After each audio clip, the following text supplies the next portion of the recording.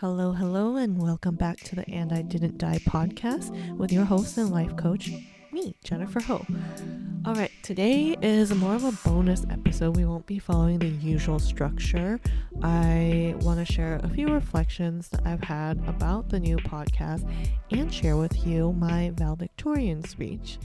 I have had multiple requests to hear what that speech was, and thankfully my sister had a copy, which the moment she heard that I was talking about my speech on the podcast, she's like, "Do you know I still have your copy? Here it is." And for a couple weeks, I refused to read it. If you want to know more about the backstory of the speech in question, I suggest you listen to episode 3 called I Sarcastically Named My Valedictorian Speech Fortune Cookie.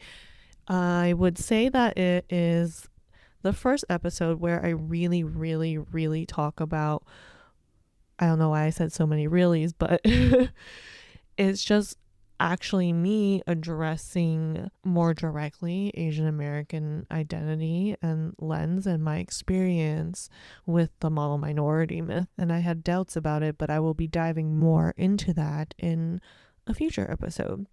Now, updates wise, I have really enjoyed this new concept of And I Didn't Die, and I've felt quite brave the last month in many ways because I'm sharing things I've never shared in depth before, only in passing.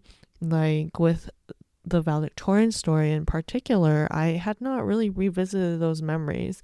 So to revisit the speech itself, I have been avoiding it, but when I finally read it again, I thought it's pretty good. Could I write a better speech now? Probably, but I would say I have a lot of respect for 18-year-old me. 18-year-old me, definitely wise in her own way. And I think when I think about being 18, there are multiple things that make me feel cringe, but I think I really did a lot with what I had. Okay, now I'm just avoiding this again, but let us dive in. Let us essentially revisit content that Jennifer wrote a really long time ago. Okay, here's the speech. Over the past few weeks, I've been listening to others tell me, it's finally over. You can now close this chapter of your life. All of their words like sayings from fortune cookies, limited to that tiny space on the little pieces of paper, giving us a simple statement without further advice or direction. Today, it truly is all over. We're all at the end. We graduates are parting from high school, and our honored guests have to let us part from them. Years after these partings, when we're 40, 50, we will have gone through college, maybe grad school, but most definitely have entered the real world. By that time, we'll be at the epitome of our success, another end.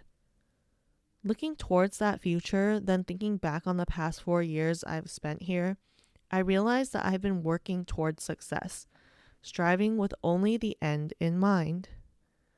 Now that I'm here, it isn't so great. Though having made it here is a great thing, it's still a bit of a letdown. Up until now, I acted only when I was sure of a successful outcome, calculating every move and step with intricate detailing and what-ifs, rather than following my instincts and taking risks. It was tiring, but I was, and I still am afraid of messing up, of failing. So I spent a lot of time with my hands full resting from my dreams. I let those dreams become a burden when I knew very well that our dreams should never be a burden to us. If they are, then what can we do? That was something I did not know, and I'm not sure myself, but I would like to offer you an answer from the combined words of Robert Frost and Wilson Schaef, Thomas Merton, and Ralph Waldo Emerson. In 3 words, I can sum up everything I've learned about life. It goes on. It doesn't wait, so begin doing what you want to do now. We are not living in eternity. We have only this moment, sparkling like a star in our hand and melting like a snowflake.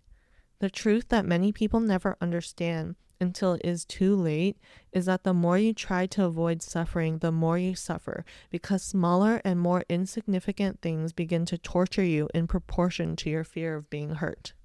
Finish each day and be done with it. You have done what you could. Some blunders and absurdities have crept in. Forget them as soon as you can.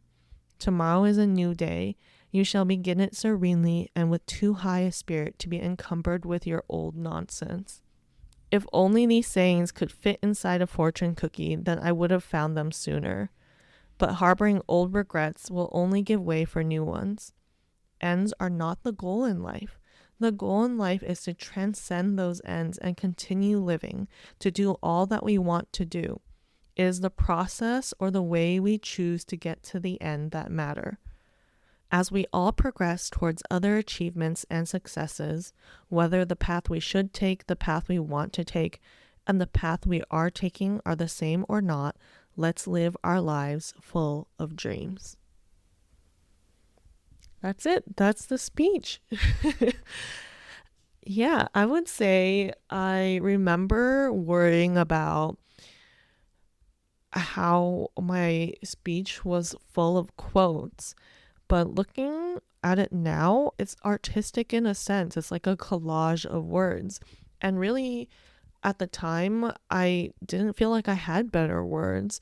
And what I don't think I realized is that the other people there probably never or have not heard those combinations of those quotes before.